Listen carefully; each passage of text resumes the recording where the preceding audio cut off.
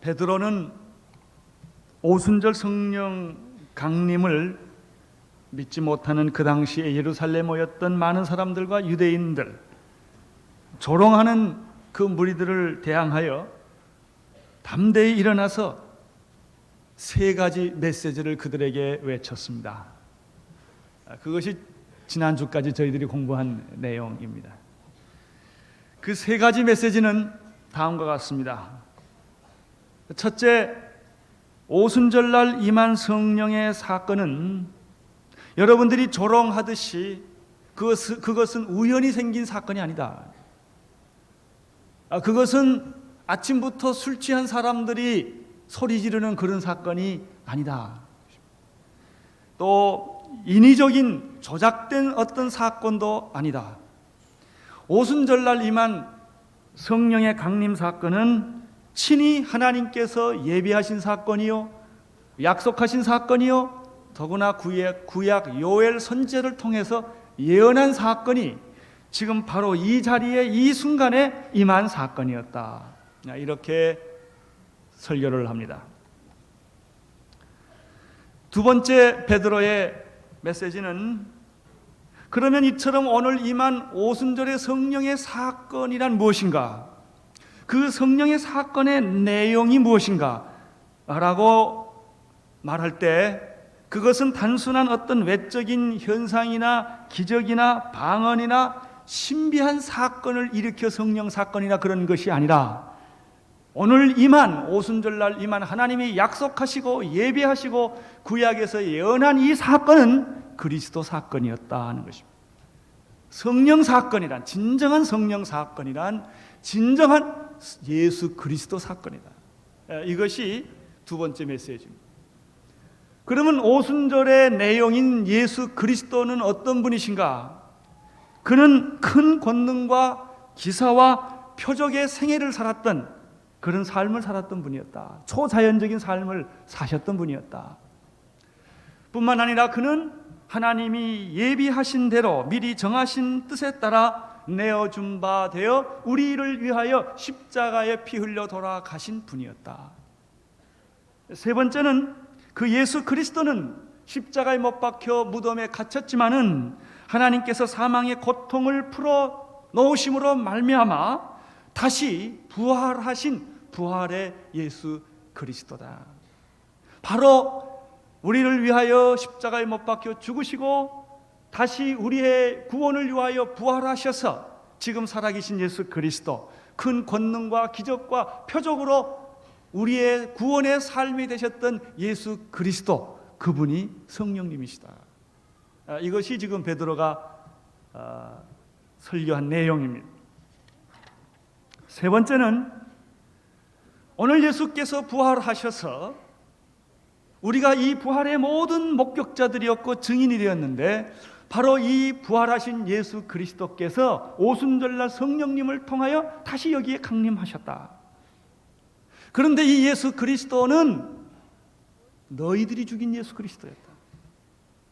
너희들이 십자가에 못 박혀 죽인 이 예수 그리스도를 하나님이 다시 살리시사 주와 그리스도가 되게 하셨다. 이 선언입니다. 이것이 베드로가 한 설교의 요점입니다. 이 말씀을 듣는 순간에, 이 말씀이 성령의 감동으로 말미암아 선포되어지는 순간에 그 말씀을 듣고 있던 사람들이 충격을 받기 시작해요. 성령의 놀라운 능력과 감동을 받기 시작을 한 것입니다. 그 내용이 37절에 있습니다. 37절 같이 보겠습니다. 시작.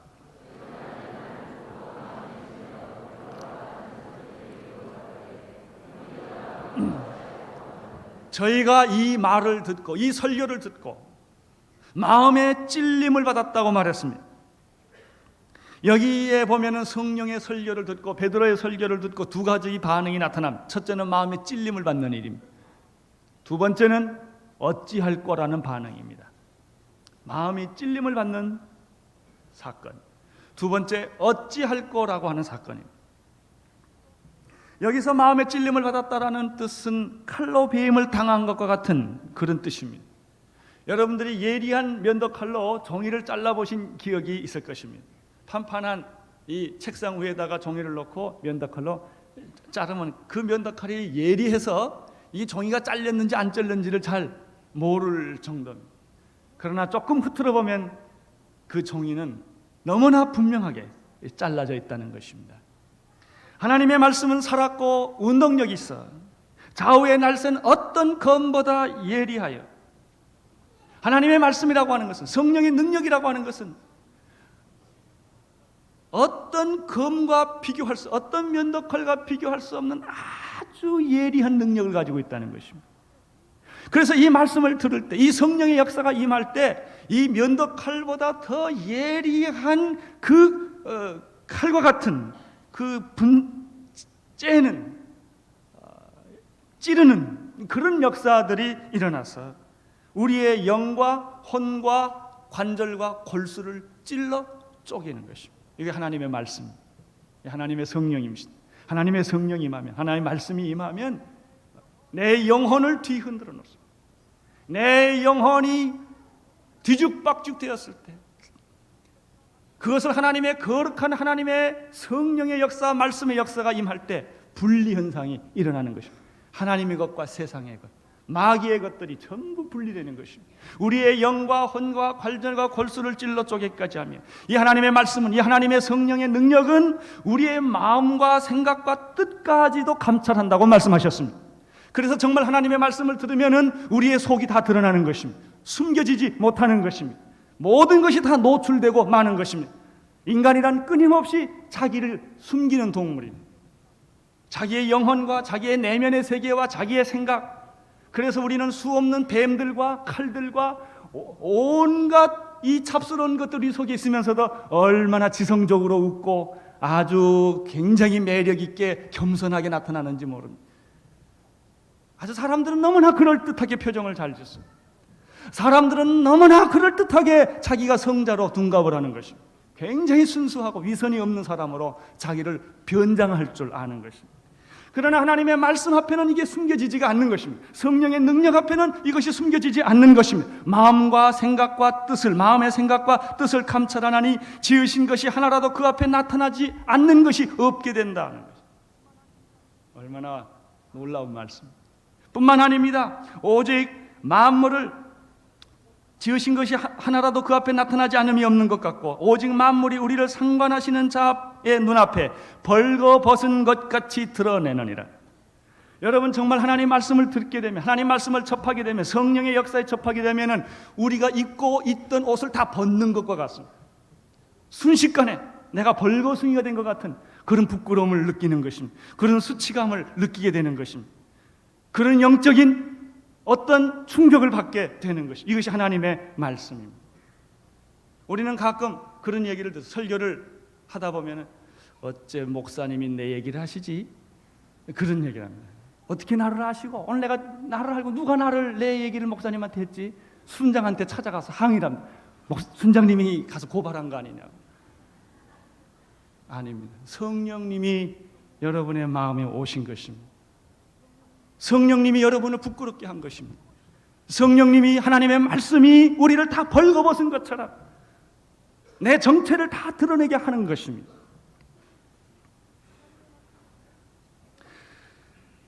하나님의 말씀을 들었을 때 그들은 가슴이 쪼개지는 것처럼, 예리한 칼에 의해서 난도질을 당하는 것처럼 찢겨졌습니다.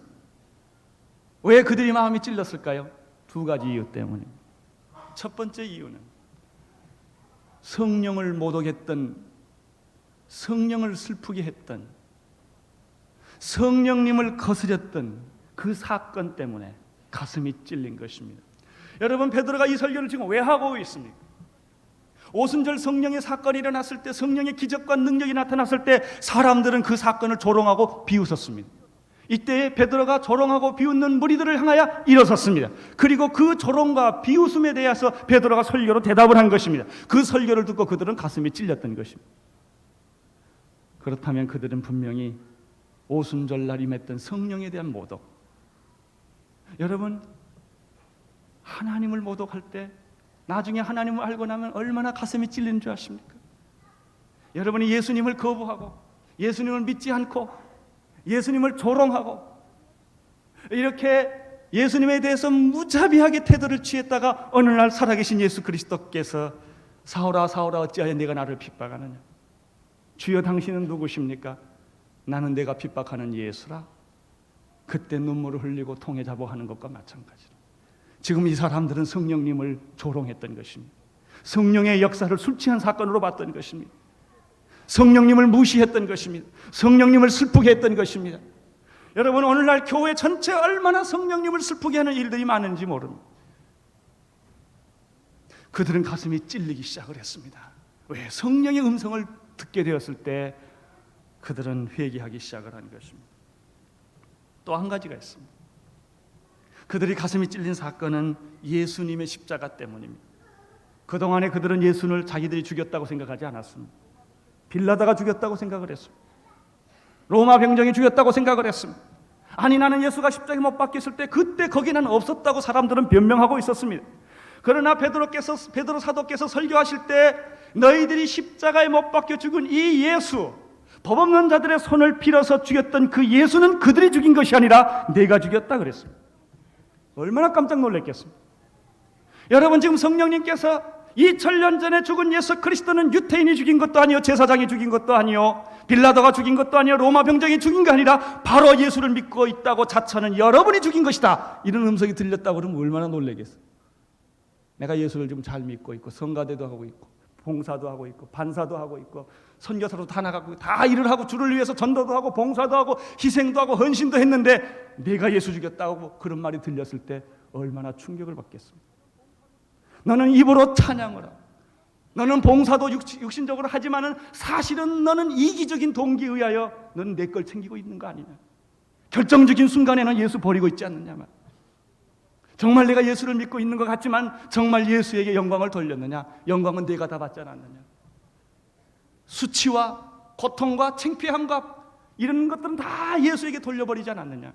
네가 바로 예수를 십자가에 못 박혀 죽인 사람이다. 만약에 그런 메시지가 우리에게 들렸더라면 우리가 얼마나 놀라겠습니까?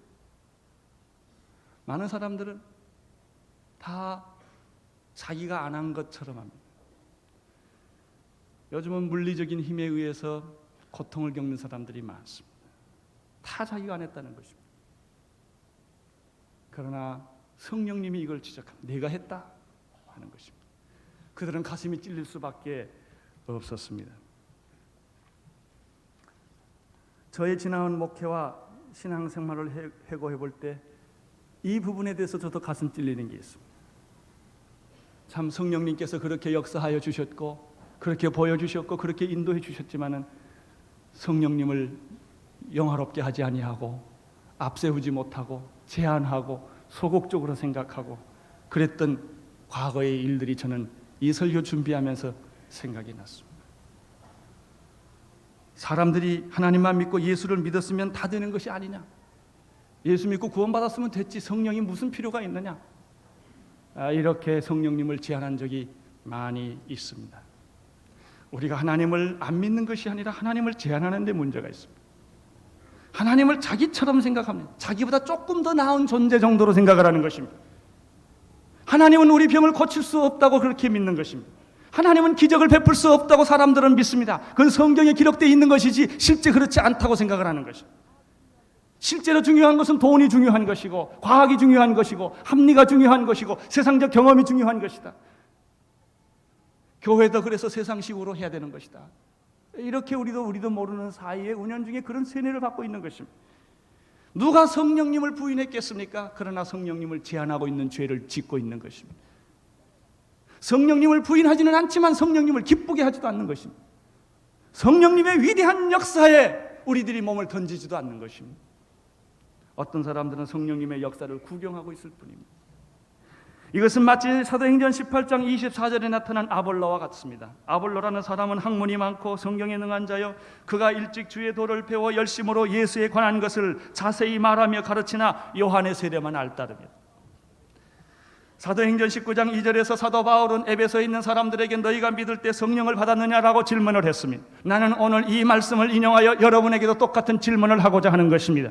여러분은 예수 믿을 때 성령 받으셨습니까? 성령 체험하셨습니까? 여기에 결혼하신 분들이 계십니다. 결혼하셨습니까? 그분이 대학을 다녔거나 안 다녔거나 돈이 있거나 없거나 내가 결혼했냐고 물었을 때 결혼한 사람은 결혼했다고 대답할 것입니다. 결혼했는데도 대답을 하지 않고 얼굴이 빨개지고 있다든지 우물우물 한다면 그 사람 수상한 사람일 것입니다. 당신 결혼했습니까? 예. 아주 간단해요. 당신 구원받았습니까? 예. 구원받은 사람들은 자기가 구원받았는지 안 받았는지 갈등하지를 않습니다.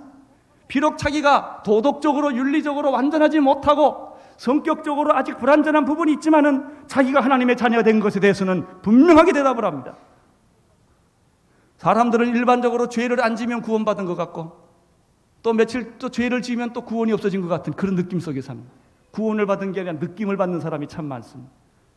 감정을 믿는 사람도 참 많습니다. 성령 받은 것도 마찬가지입니다. 당신 예수 믿을 때 정말 성령을 받았어? 예, 아멘. 그것이 그 사람의 인격과 그 사람의 성숙과 상관하는 문제가 아닙니다. 너희들이 예수 믿을 때 성령을 받았느냐? 사도 바울은 그렇게 질문을 했습니다. 하나님께서 오늘 이 강단을 통하여 여러분에게 똑같은 질문을 합니다. 여러분이 예수 믿을 때 성령을 받으셨습니까? 성령 체험하셨습니까? 하는 얘기. 우리는 성령이 있음을 듣지도 못했다고 말을 했습니다. 사랑하는 온누리교회 성도 여러분, 우리가 이번에 14, 15, 16일 성령 집회 두 번째 집회를 사모하는 마음으로 합니다. 어린아이 같은 마음으로 합니다. 간절한 마음으로 하는 것입니다. 여러분들 적극적으로 두려워하지 말고 그분을 사모하시고 그분을 기다리시고 그분을 기대하시기를 바랍니다. 왜 예수님께서 제자들을 사역을 시키기 전에 예루살렘을 떠나지 말고 너희는 여기서 내가 약속한 아버지께서 그 약속한 것을 받기까지는 떠나지 말라고 하셨을까요? 이렇게 중요하기 때문에 하나님의 일은 인간의 경험과 인간의 머리와 인간의 지식과 인간의 방법으로 되어지는 것이 아니기 때문에 그렇습니다. 하나님의 것은 철저하게 하나님에 의해서 이루어지는 것입니다. 인간의 방법으로 할 수 있는 것은 아무것도 없다 하는 것입니다.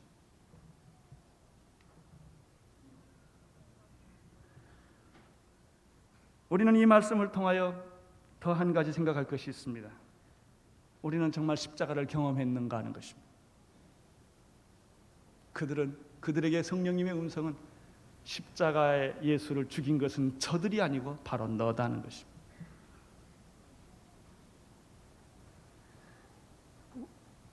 여러분, 죄책감에 몸부림쳐 본 일이 있습니까? 너무나 많은 사람들이 이 죄의 문제는 너무나 본질적이고 심각한 것이기 때문에 정면으로 부딪히기를 원하지 않습니다. 피하는 것입니다.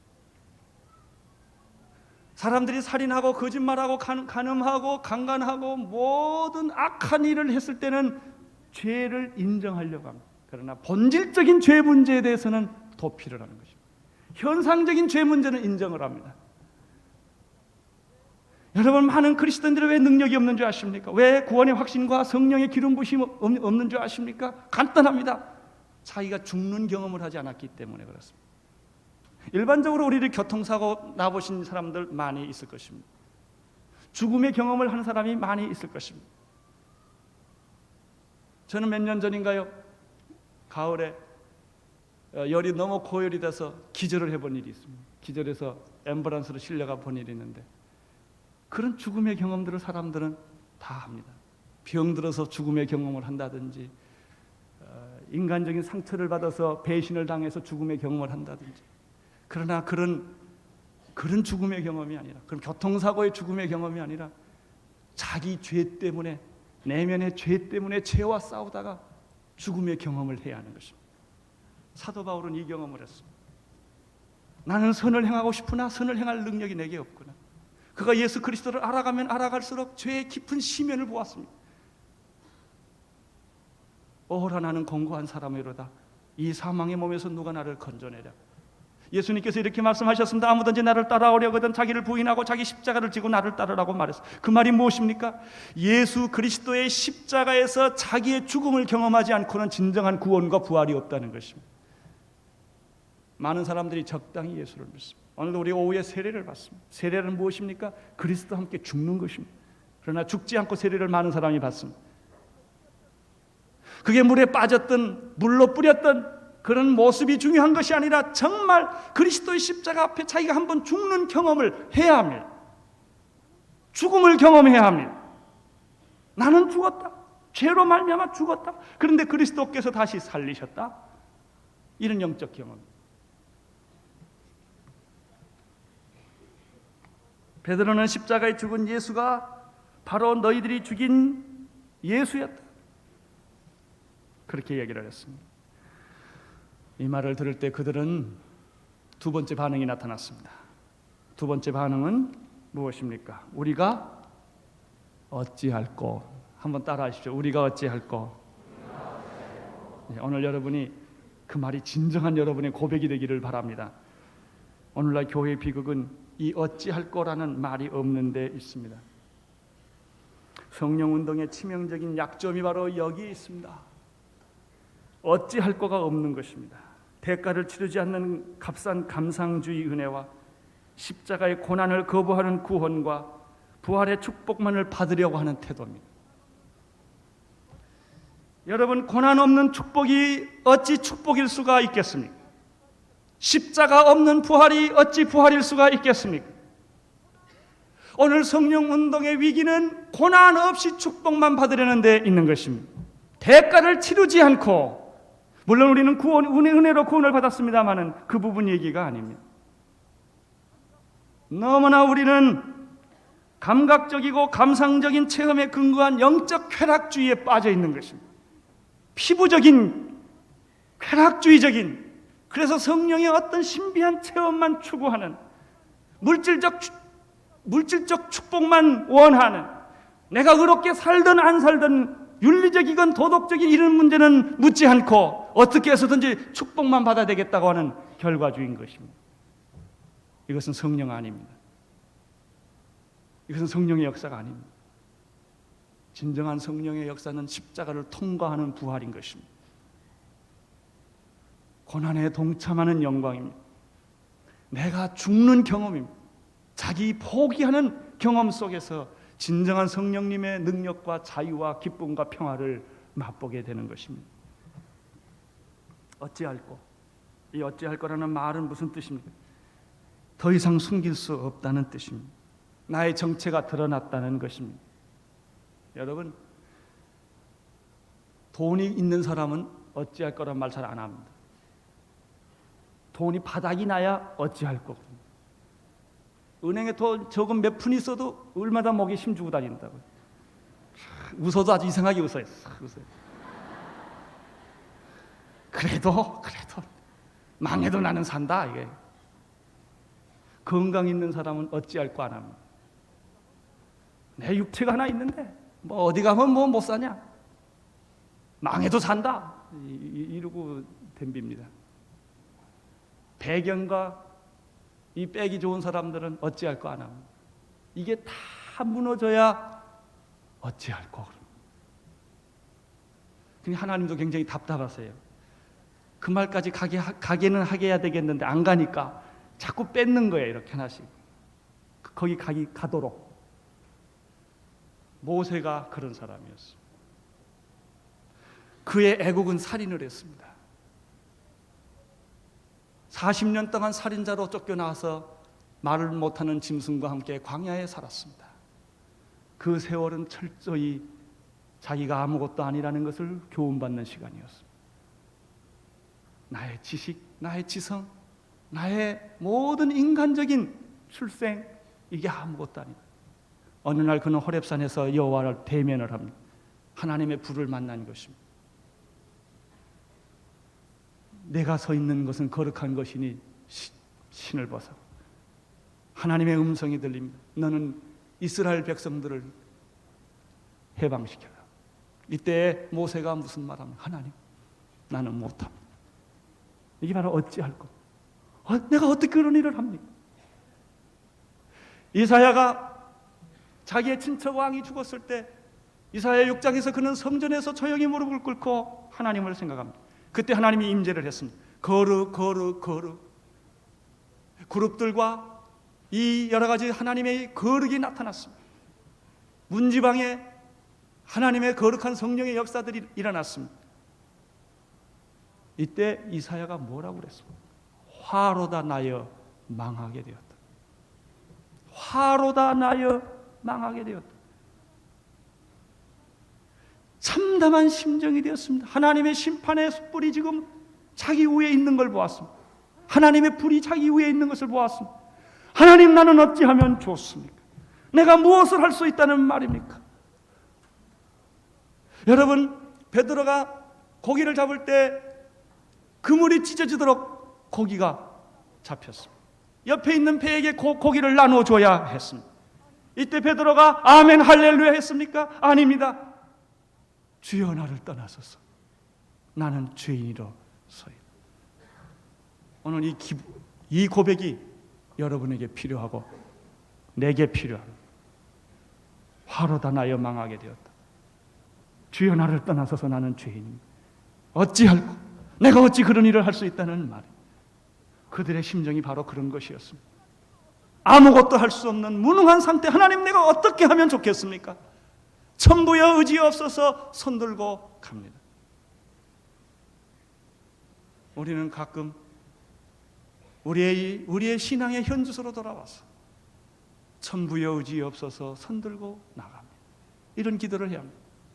나 주를 멀리 떠났다 이제 옵니다. 내가 주를 믿노라 부르짖지만은 사실은 내가 주님을 문을 닫아두고 있었습니다. 그렇게 열심히 교회를 나갔고, 그렇게 열심히 헌금을 했고, 그렇게 열심히 기도를 했고, 그렇게 열심히 주님을 위해서 살았다고 하지만은 내 심령 깊은 곳에 보면은 아무것도 없나이다. 위선뿐이었습니다. 형식뿐이었습니다. 내 영혼은 갈급합니다. 감으로 메마른 땅과 같이 되었나이다. 내가 껍데기 크리스천이 아니었습니까? 하나님, 어찌하면 좋겠습니까? 바로 그런 통해와 자복입니다. 이러한 통해 자복 앞에 베드로는 다음과 같은 대답을 했습니다. 38절입니다. 시작.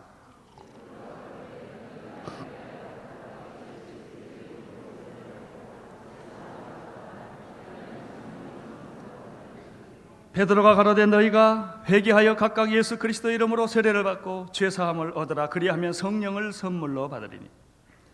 베드로의 응답은 하나님의 응답은 우리들에게 회개를 촉구하는 것입니다. 나는 여기에 있는 회개가 무서운 회개라고 느껴지지가 않습니다. 권면, 따뜻한 사랑의 회개를 촉구하는 그런 느낌을 받아요. 너 회개 안 하면 죽어, 이렇게 그냥 공갈하고 협박하고 무섭게 하는 그런 회개가 아니라 성령님의 부드러운 음성이에요. 내가 회개하라, 정말 회개하라. 기독교 최대의 메시지는 회개입니다. 세례 요한은 회개하라, 천국이 가까웠느니라고 말했습니다. 예수님께서도 회개하라, 하나님 나라가 가까웠다라고 말씀하셨습니다. 구원의 시작은 회개로부터 시작됩니다. 회개 없는 구원이 없습니다. 회개 없는 성령의 임재함 없습니다.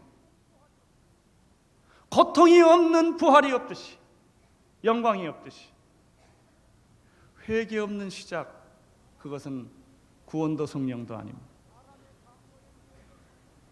사람의 강요에 의해서 물리적인 회개가 아니라 성령의 감동으로 칼날 같은 하나님의 메시지가 그 심령을 뒤흔들어서 가슴을 찌르고 어찌할 거라고 하는 통해자복의 회개입니다.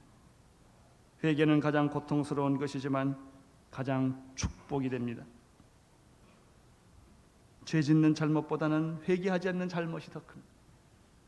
하나는 오늘 우리 성령님의 권면과 강권함과 인도하심에 따라 우리 모두가 우리 심령 깊은 것을 바라보며 폐부가 찌리는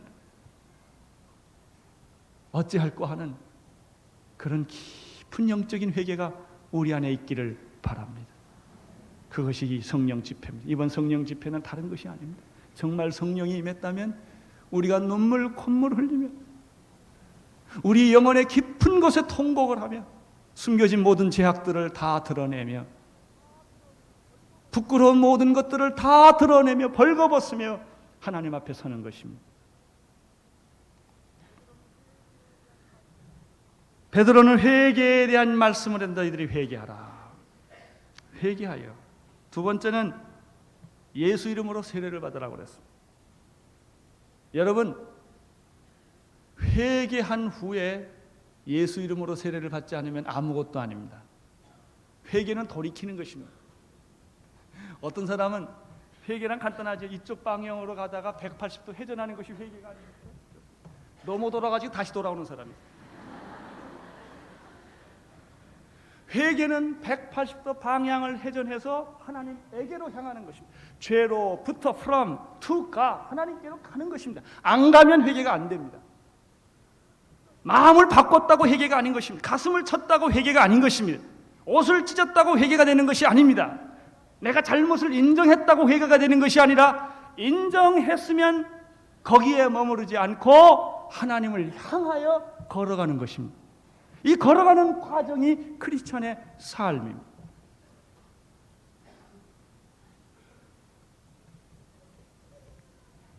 바로 이것이 예수 이름으로 세례받는 것입니다. 그래서 어떤 사람은요, 평생 그 자리에서 뱅뱅 도는 사람이 있어요. 회개했다 세상으로 갔다, 회개했다 세상으로 갔다. 한 발자국 위로 가지를 못하는 사람이 있어요. 신앙의 불구들입니다. 아무리 예수를 오래 믿고 세월을 보냈어도 그가 영적으로 성장한 일이 없어요. 언제나 그 자리에서 맴돕니다. 10년 전에 이 얘기 해봤는데 지금 얘기하니까 똑같은 소리 하는 사람이 있어요. 하나도 발전하지 않았어요. 나는 여러분들이 성장하기를 바랍니다. 그리스도를 향하여 가기를 바랍니다. 예수 이름으로 세례를 받는 것입니다. 세례란 무엇입니까? 그리스도와 함께 죽는 것이 세례입니다. 죽지 않으면 세례가 안 됩니다. 나를 죽여야 되는 것입니다. 내 죄가 십자가에서 죽는 것을 경험하는 것입니다. 내 육체가 십자가에서 죽는 것을 경험하는 것입니다. 내 질병이 십자가에서 죽는 것을 경험하는 것입니다. 죽어야 다시 살지 않습니까? 안 죽으면 절대 다시 살지를 않습니다. 옛날 그대로인 것입니다. 병든 채 그대로이며 죄진 채 그대로며 썩어버릴 그 옛날의 구습 그대로인 것입니다. 그것이 죽어야만 다시 새로 살아나는 것입니다. 죽지 않고는 새로 사는 법이 없습니다. 나는 우리 모두가 죽게 되기를 바랍니다. 십자가에 대하여, 우리가 죄에 대하여 죽고, 우리의 질병에 대하여 죽고, 우리의 절망과 우리의 좌절감과 우리의 모든 것이 세례와 함께 예수 십자가에 못 박혀지기를 바라는 것입니다. 그래야만 다시 살아나는, 그리스도와 함께 십자가에 못 박고 다시 살아나는 것이 진정한 세례입니다. 그런데 거기에 재밌는 것은 회개하여 그 다음에 세례를 받으라고 말할 때 그 위에 재밌는 표현이 있어요. 또 각이라는. 구원은 도매꿈으로 안 됩니다. 구원은 개인적인 것입니다. 세례는 개인적인 것입니다. 부인이 세례받았다고 남편이 자동적으로 천국 가지 않습니다. 부인이 배부르다고 남편이 배 안 부른 거하고 똑같습니다. 자기가 먹어야 합니다. 자기가 구원받아야 합니다. 자기가 예수 이름으로 세례받아야 합니다. 여러분, 구원은 핑계가 되지 않습니다.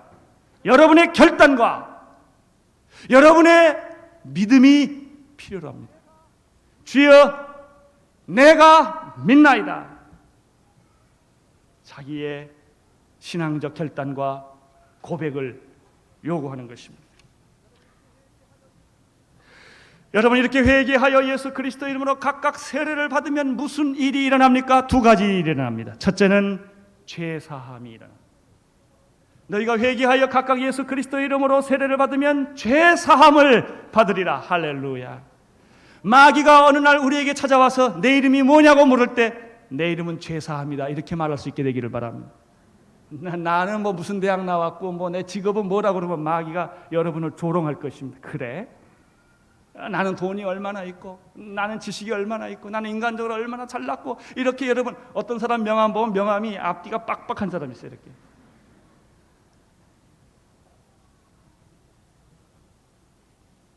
마귀가 여러분에게 당신의 이름이 무엇입니까? 내 이름은 속죄함입니다. 우리 옛날에 부흥회 때 불렀던 찬송, 속죄함이라는 찬송이 있었어요. 속죄함 속죄함 주 예수 내 죄를 속했네 할렐루야 소리를 합하여 함께 찬송하세 그 피로 속죄함 얻었네. 마음에 의심이 가득한 걸 다 벗어버리고 예수 그리스도의 피로 우리 구원받은 거 아닙니까?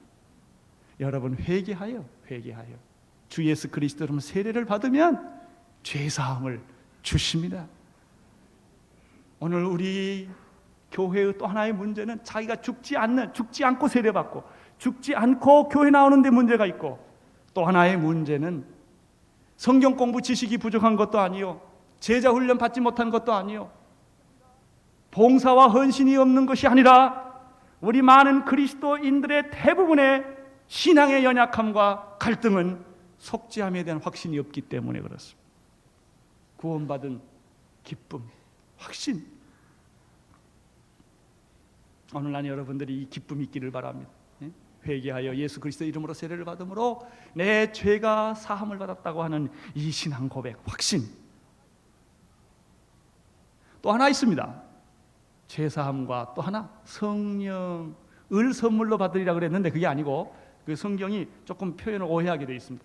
성령의 은사들을 선물로 받으리라, 또는 성령의 선물들을 받게 될 것이다. 나는 여러분들이 오늘 성령의 능력들이 충만하게 되기를 바랍니다. 나는 분명히 믿습니다. 정말 예수 그리스도를 믿고 세례받고 그리스도와 함께 죽고 살고 성령의 기름 부으심을 받은 사람에게 성령의 능력이 나타나는 것을 나는 믿습니다. 나는 오늘 이 교회가 이 능력이 강력하게 나타나기를 바랍니다. 사도행전처럼. 나는 사도행전의 모든 성령의 사건들이 오늘 이 교회의 경험이 되기를 바랍니다. 그런 일이 실제로 있습니다. 사도행전에 나타났던 모든 사도들의 내용, 신앙, 고백과 간증이 오늘 이 교회 성도들의 삶이 되기를 하는 바랍니다. 가능합니다. 실제로 그런 일들이 있습니다. 성령의 은사들이 나타납니다. 능력들이 나타납니다. 기적들이 나타납니다. 하나님이 함께 하신다는 증거들이 내 삶 속에 있다는 것입니다. 여러분 생각해 보면 얼마나 좋아요. 네? 어떤 사람은요 혼자 그냥 미친 사람처럼 자꾸 웃고 돌아다니는 사람이 있죠. 빙긋빙긋.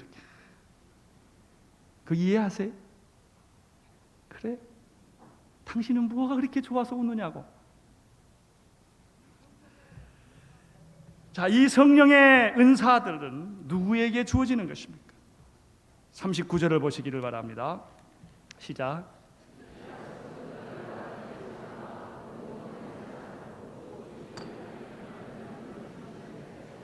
우리 하나님이 얼마든지 부르시는 자들, 거기다 줄 쳐두세요. 얼마나 좋은 말이에요. 우리 하나님이 얼마든지 부르시는 모든 사람들, 너나 내 자녀나 선택받은 이스라엘 백성들이나 이방인이나 주님 오실 때까지 인류에 존재하는 모든 사람들에게 이 약속과 축복이 주어졌다. 할렐루야. 왜 그런데 우리는 이것을 제한해야만 합니까? 왜 한국만 교회 부흥을 해야 합니까? 왜 한국만 영적 축복을 받아야 합니까? 아시아에, 중국에, 이북에, 동남아시아에 비참하게 굶어가고 죽어가고 그 지옥으로 들어가는 수많은 영혼들이 있는데 어찌하여 우리만 구원을 받아야 합니까? 하나님이 얼마든지 부르시는 모든 자들에게 이 약속이 주어졌습니다. 이것이 바로 기쁜 소식이요 구원의 소식입니다. 여러분 생각해 보십시오. 기독교의 진리란 간단합니다.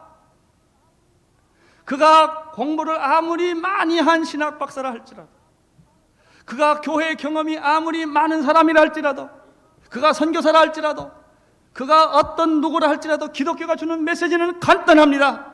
회개하고 주 예수 그리스도 이름으로 세례를 받으면 죄사함을 얻고 성령 능력 받는다는 것입니다. 이 메시지, 선교사가 가서 해야 될 메시지는 요거예요. 이거 하려고 하는 겁니다. 집 지려고 하는 게 아닙니다. 회개하여 예수 이름으로 세례를 받으면 죄사함을 받고 성령의 능력을 받아 능력 있는 크리스천이 된다는 것입니다. 40절 보십시오. 시작.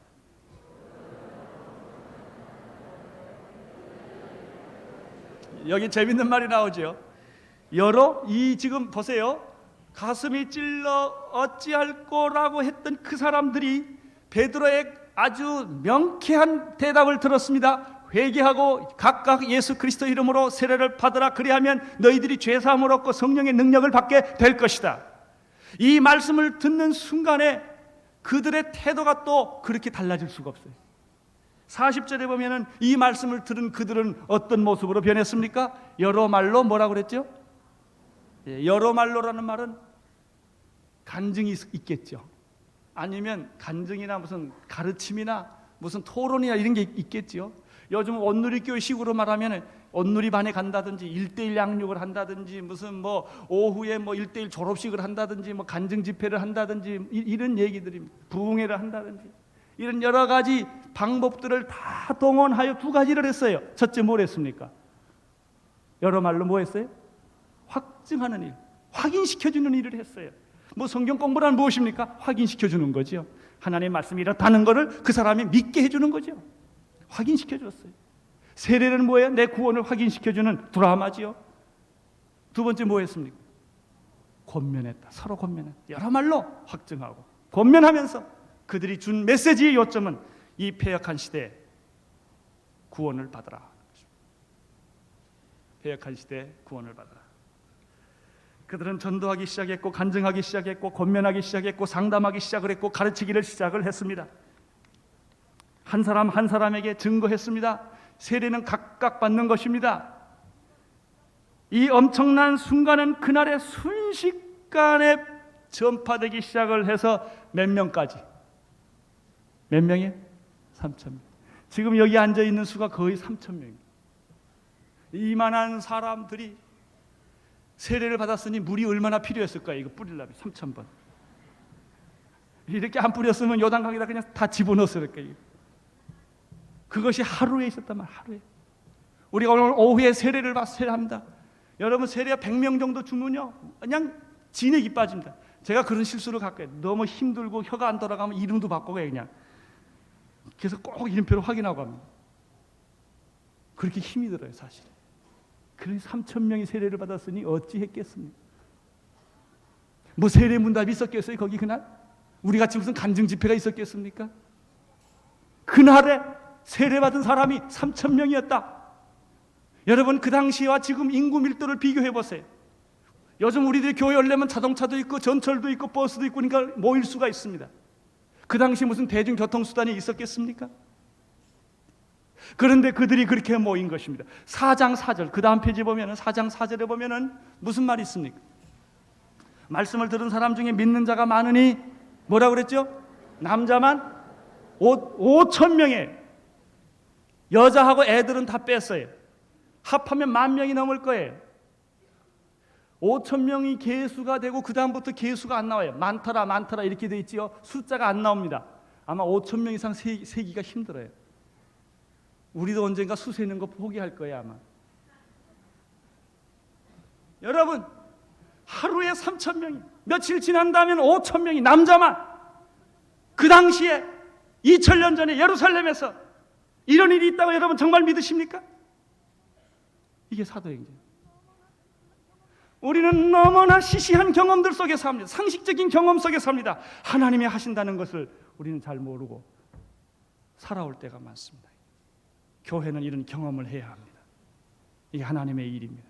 하나님의 역사였습니다. 나는 오늘의 교회가 바로 이런 교회가 되기를 바랍니다. 숫자의 문제가 아니라 성령의 능력을 이렇게 힘있게 능력 있게 체험하는 그런 교회가 되기를 바라고 우리 성도 한 사람 한 사람 속에 그런 간증이 있게 되기를 바랍니다. 나는 지금 이 사도행전 공부하면서 제일 흥분하며 기다리는 게 사도행전 3장이에요. 안준뱅이가 이르며 걸으며 뛰며 찬송하며 발과 발목에 힘을 얻고 뛰더라. 이게 사도행전적 상징적 사건입니다.